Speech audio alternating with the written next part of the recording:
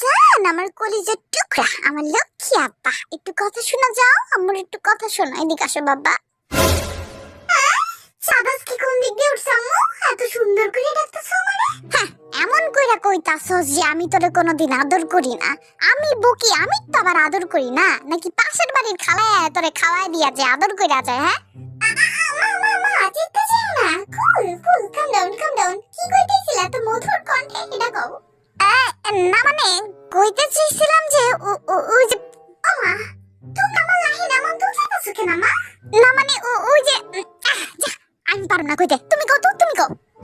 না মানে বাবা, তুমি তো এখন যথেষ্ট বড় হইছো, তো এখন তো বিয়া শাদি।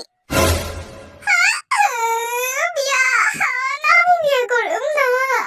কি সমস্যা? আমি কি তোমাকে ভাত পানি সব খাওয়াই? যাও আজকাল কিছু খাবো না, যাও। এই তো তুই এমনটা করবি দেখে